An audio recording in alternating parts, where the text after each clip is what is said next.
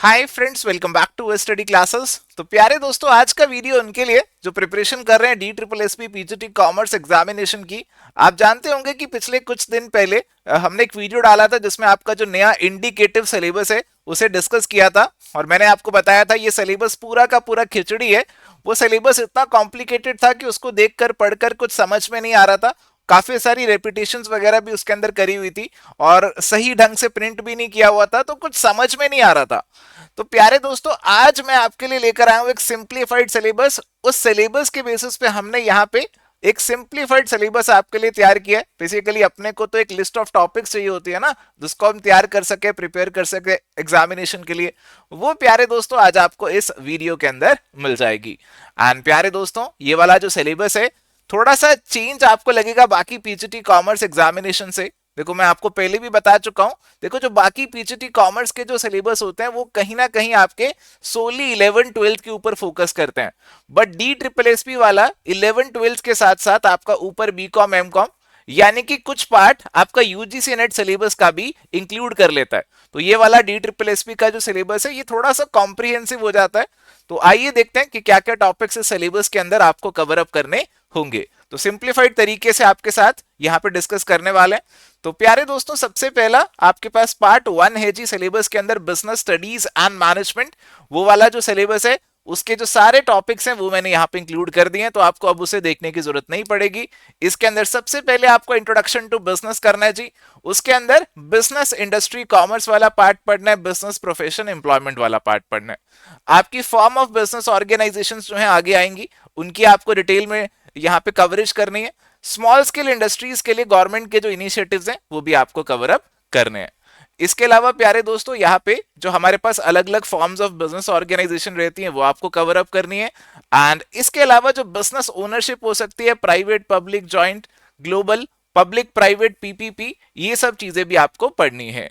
Business services की बात करें तो हमारे पास बहुत सारे बिजनेस को यहाँ पे सपोर्ट करने के लिए सर्विसेज रहती हैं, जैसे बैंकिंग है, इंश्योरेंस है, ट्रांसपोर्ट है। ये सारी सर्विसेज के बारे में भी आपको पढ़ना है। एंड इसके अलावा प्यारे दोस्तों, आपका टॉपिक है जी ट्रेड का। तो ट्रेड वाला जो टॉपिक है इसमें एक तो इंटरनल ट्रेड आता है। इंटरनल ट्रेड कहीं ना कहीं आपका मार्केटिंग से जुड़ा हुआ है, रिटेल ट्रेड, होलसेल ट्रेड पढ़ना होता है। और दूसरा आता है इंटरनेशनल एक्सटर्नल ट्रेड। तो एक्सटर्नल ट्रेड को लेकर हमारे क्या प्रोसीजर्स हैं, पॉलिसीज हैं, इंस्टीट्यूशंस हैं, डब्ल्यूटीओ, वर्ल्ड बैंक, आईएमएफ, इन सब के बारे में आपको पढ़ना रहता है।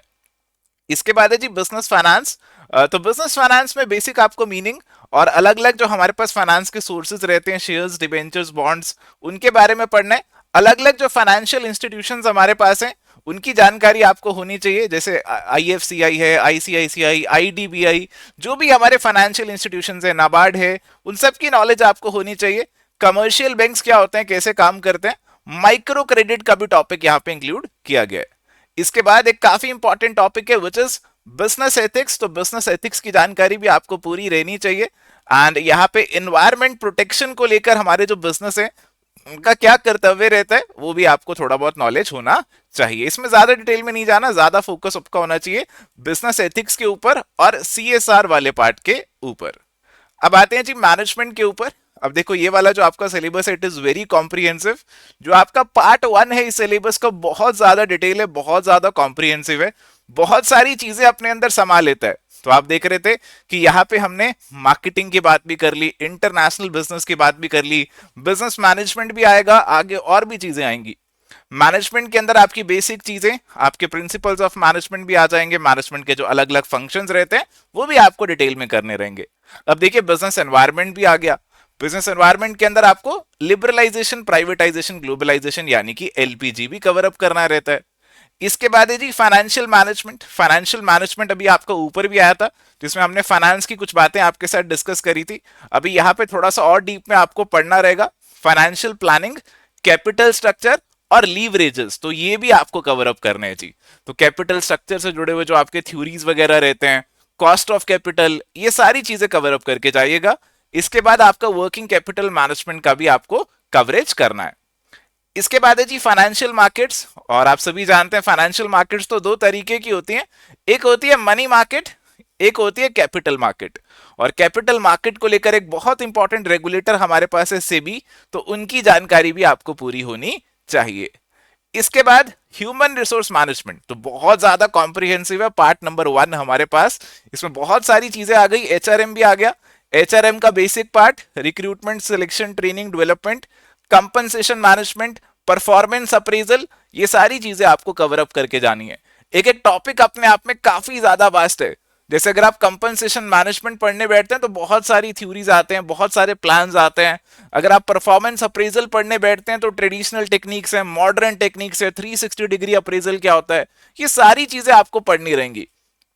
इसके बाद आते हैं जी हमारे मार्केटिंग के ऊपर। तो मार्केटिंग में पहले रिटेल होलसेल ट्रेड आया, अब बाकी की चीजें आ गई आपकी, levels, products, models of marketing. तो मार्केटिंग का जो हमारा मिक्स रहता है बेसिकली वो आपको पता होना चाहिए, और क्या कैसे हमारा मार्केटिंग का एवोल्यूशन यहाँ पे हुआ, हमारे पास कैसे हम इनिशियली फोकस करते थे कि कुछ भी बना दो बेच देंगे, बट अभी कस्टमर सेंट्रिक मार्केटिंग हो चुकी है। तो यही सब चीजें आपको पढ़ के चलनी है, क्योंकि काफी बार हमारे पास डाउट आता है सर ये कौन से मॉडल्स पढ़ के जाने। तो ऐसा कोई स्पेसिफिक मॉडल आपको नहीं मिलेगा। देखो हर एक टॉपिक मार्केटिंग के अंदर है, उसके अंदर अलग अलग मॉडल्स हो सकते हैं। तो आपको बस बेसिक नॉलेज यहाँ पे अटेन करके जानी है आपके मार्केटिंग के फंडामेंटल कंसेप्ट की। इसके बाद आता है जी ऑर्गेनाइजेशन बिहेवियर। ऑर्गेनाइजेशन बिहेवियर की अगर हम बात करें तो यहाँ पे देखो जी, एक ऑर्गेनाइजेशन के अंदर लोग किस तरीके से बिहेव करते हैं वो चीजें पढ़नी रहती हैं, और उनको लेकर जो सबसे इंपॉर्टेंट कंसेप्ट रहते हैं वो रहते हैं पर्सनैलिटी, परसेप्शन, लर्निंग, एटीट्यूड। तो क्लियरली मेंशन्ड है, तो इनकी अच्छी खासी जानकारी होनी चाहिए आपको कि परसेप्शन क्या होता है, इसकी थ्योरीज कौन सी हैं, लर्निंग क्या है, इसकी क्या थ्योरीज हैं, एटीट्यूड क्या होता है, इसकी क्या थ्योरीज हैं, क्या कंपोनेंट्स हैं। जैसे एबीसी ऑफ एटीट्यूड की बात करते हैं, एक ऑर्गेनाइजेशन के कॉन्टेक्स्ट में इनका क्या रेलेवेंस है वो आपको पता होना चाहिए। लीडरशिप अपने आप में बहुत इंपॉर्टेंट टॉपिक, बहुत बड़ा टॉपिक। मोटिवेशन अगेन अपने आप में बहुत ही इंपॉर्टेंट, बहुत ही बड़ा। कम्युनिकेशन भी अपने आप में काफी वास्ट टॉपिक है, इसमें फॉर्मल, इनफॉर्मल वगैरह आपके जो डिफरेंट टाइप्स रहते हैं कम्युनिकेशन के वो सब मालूम होने चाहिए। इसके बाद है जी ग्रुप डायनामिक्स। तो एक ग्रुप कैसे बनता है, इसके अंदर तो एक चीज तो पक्का ही पूछते हैं, वो फॉर्मिंग, स्टॉर्मिंग, नॉर्मिंग, परफॉर्मिंग, एडजर्निंग। वो आप जानते होंगे ब्रूस टुकमैन वाली जो 5 स्टेजेस हमारे पास हैं, सबने रट्टा लगाया ही होगा। तो ये चीजें हैं, इसके अलावा कुछ और भी चीजें रहती हैं ग्रुप डायनामिक्स से जुड़ी हुई, तो उनकी नॉलेज आपको होनी चाहिए। इसके बाद है G emerging trends in management. तो देखो यहाँ पे भी मैंने आपको clear cut list of topics दे दिया जो कि आपको कवर अप करके जाना है जी।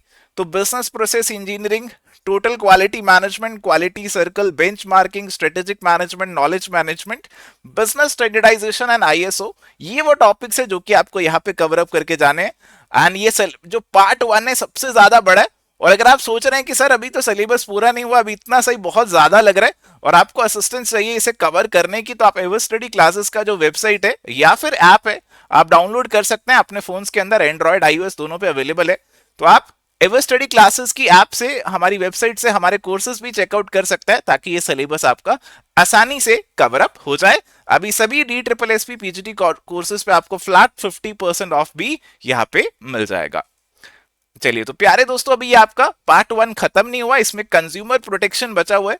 तो कंज्यूमर के rights, responsibilities, consumer protection act, ये भी आपको यहाँ पे कवर अप करके जाना है।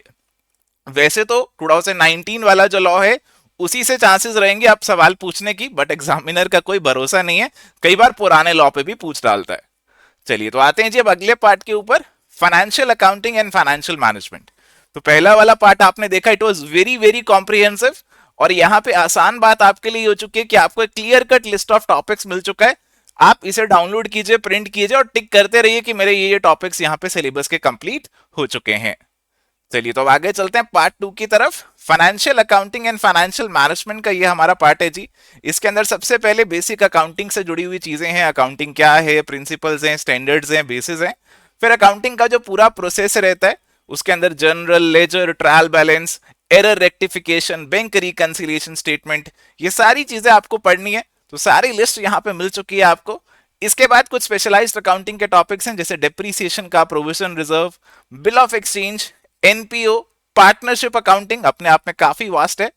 अकाउंटिंग फॉर इनकम्प्लीट रिकॉर्ड्स, जिसे आप सिंगल एंट्री सिस्टम के नाम से भी जानते होंगे।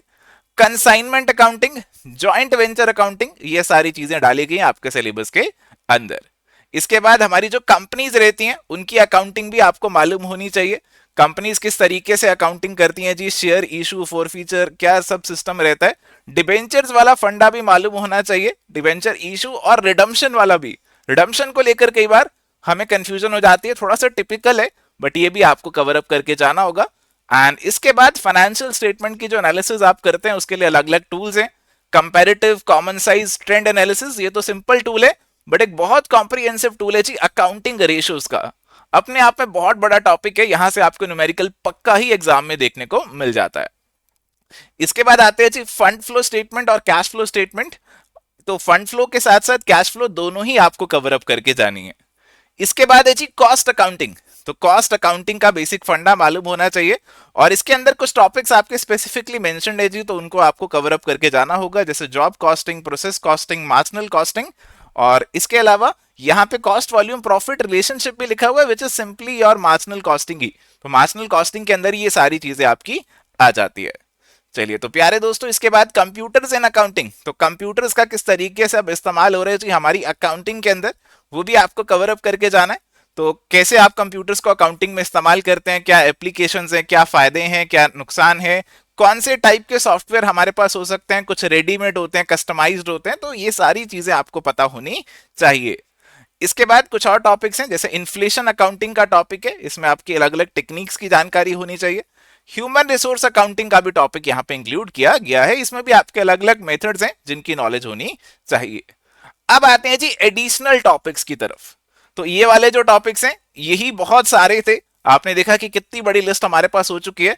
और अगर हम ये एक्सपेक्ट करके चलें कि आपका DSSB PGT का जो एग्जामिनेशन है बहुत ही जल्द कंडक्ट हो जाएगा। अब कई लोग तो कह रहे हैं अगस्त में कंडक्ट हो सकता है पेपर, अब देखिए कितना सच है कितना नहीं, वो तो बहुत ही मुश्किल है कहना, बट आपकी प्रिपरेशन उसी हिसाब से होनी चाहिए कि अगस्त में आप पेपर देने के लिए रेडी रहे। और ये सिलेबस आप यहाँ पे देख रहे हैं, एडिशनल टॉपिक्स हमारे सामने शुरू हो चुके हैं। अभी आपको जज करना है खुद से कि आप ये एग्जामिनेशन को फेस करने के लिए कितना रेडी हैं। अगर अगस्त में पेपर हो जाता है तो कितना प्रिपेयर्ड हैं आप इस एग्जामिनेशन को एज करने के लिए।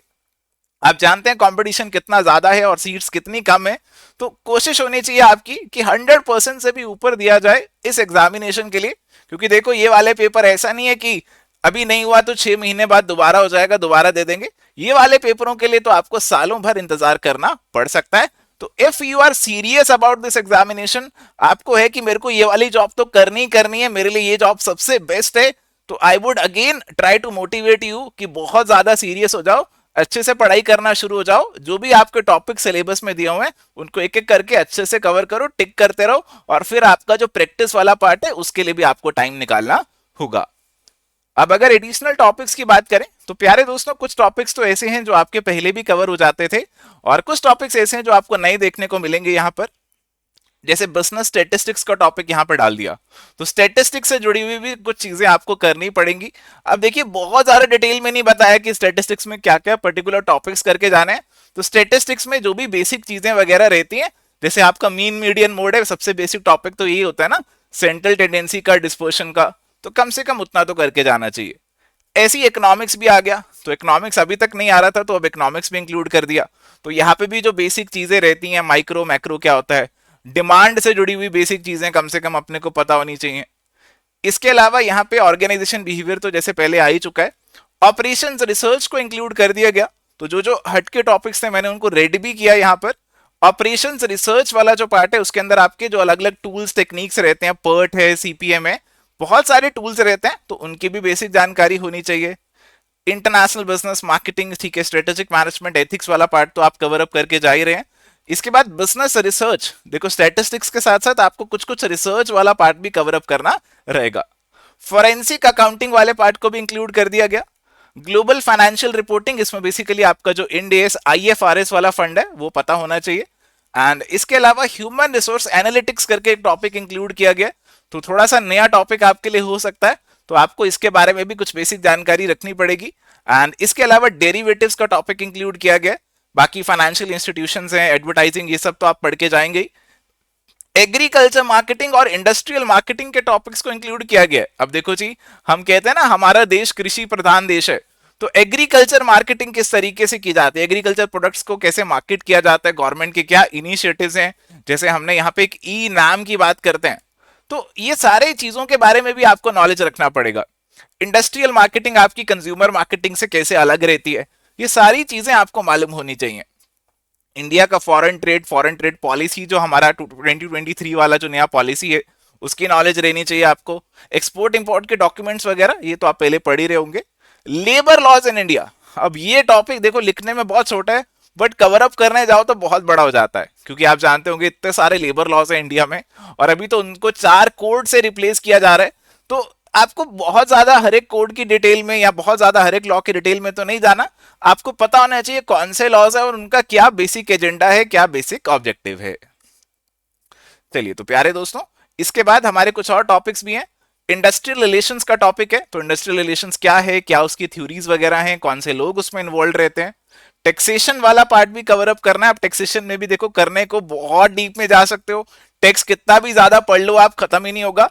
तो आपको थोड़ा सा बेसिक लेवल तक ही अपना जो प्रिपरेशन है वो रखना है, क्योंकि पीजीटी में बहुत ज्यादा एडवांस चीजें नहीं पूछ सकते। ऐसी इनडायरेक्ट टैक्सेस, यहाँ पे जीएसटी वाला जो आपका पार्ट है उसकी बेसिक नॉलेज आपको लेकर जानी है। बैंकिंग और इंश्योरेंस आ गया जी, यहाँ पर बैंकिंग और इंश्योरेंस तो आप वैसे भी पहले कवर अप कर ही रहे थे। एंड इसके अलावा यहाँ पे बैंकिंग और इंश्योरेंस की जो मार्केटिंग वाला पार्ट है वो भी इंक्लूड किया गया। यहाँ पे मैं लिखना भूल गया, वो भी इंक्लूड किया गया, तो वो भी आपको थोड़ा बहुत देख के जाना पड़ेगा। इसके बाद एंटरप्रेन्योरशिप आ गया जी, एंटरप्रेन्योरशिप से जुड़ी हुई बातें। बिजनेस लॉज आ गए, लाइफ स्किल्स एंड कम्युनिकेशन, तो कम्युनिकेशन तो आप पढ़ ही रहे हैं, ये लाइफ स्किल्स वाला टॉपिक आपको देखना पड़ेगा कि कौन से लाइफ स्किल्स आपके पास रहते हैं। और इसके बाद है इंडियन एथोस एंड लीडरशिप। अब देखो जी, हमारा जो देश है उसका कल्चर, उसका ट्रेडिशन बहुत पुराना है, एथिक्स हमारे बहुत पुराने चले आ रहे हैं। तो हमारे जो आज के मैनेजमेंट है उससे हमारे जो पुराने जो चले आ रहे हैं हमारे तौर तरीके, उनको कैसे जोड़ सकते हैं। जैसे आपने सुना होगा वासुदेव कुटुंबकम, तो कैसे जोड़ा जा सकता है, कैसे मैनेजमेंट में पुराने इंडिया के जो एथोस है उनको लाया जा सकता है, तो इसको लेकर भी आपको कुछ बातें पढ़नी होंगी। और इसके अलावा प्यारे दोस्तों, आपका एक्सेल, एक्सेल पे आप कैसे इस्तेमाल कर सकते हो, कैसे आप अपनी फाइनेंशियल कैलकुलेशंस कर सकते हो, क्या इंपॉर्टेंट फॉर्मूलाज हैं फाइनेंस से अकाउंटिंग से जुड़े हुए, तो इसकी नॉलेज भी प्यारे दोस्तों आपको रखनी होगी। तो आपने देखा कि आपका जो सिलेबस है इट इज सो वास्ट, बहुत बड़ा सिलेबस है। सिलेबस एक बहुत बड़ा समंदर है जी, जो कि आपको कवर अप करके जाना है। और अगर आप सोचेंगे कि एग्जाम की डेट आएगी तभी प्रिपरेशन स्टार्ट करेंगे, तो बहुत ज्यादा लेट हो सकता है, क्योंकि इस एग्जामिनेशन के लिए देखो आपको एक तो सिलेबस है जी जो कवर अप करना है, but simply syllabus is not going to guarantee success. Syllabus आपको कवर अप करना है, इतने सारे टॉपिक्स पढ़ने हैं, बट जब तक आप प्रैक्टिस नहीं करेंगे तब तक आपकी सक्सेस की कोई गारंटी नहीं है। और प्रैक्टिस के अंदर भी ऐसा नहीं है कि 2-4 एमसीक्यू लगा लिए काम चल गया। प्रैक्टिस के अंदर देखो प्रीवियस ईयर के पेपर्स हमारे इतने होते हैं, वो सॉल्व करने रहते हैं, आपको अलग से मॉक्स लगाने रहते हैं, तब कहीं जाके आपका एक अच्छा खासा लेवल बनता है कि आप इस एग्जामिनेशन को फेस कर सकते हो, इसमें अपना बेस्ट शॉट दे सकते हो और सिलेक्शन के कुछ चांसेस बनते हैं। तो I would again try to motivate you कि सीरियस हो जाओ भैया इस एग्जामिनेशन के लिए। अगर आपका टारगेट है तो लाइटली मत लो, जो भी आपके टॉपिक्स है सिलेबस के अंदर डाले गए उनको कवर अप करो। एडिशनल टॉपिक्स की जो लिस्ट है उसमें भी कुछ नई चीजें आपको देखने को मिल रही हैं, उनको भी लाइटली मत लेना, क्योंकि यहां से भी सवाल आएंगे।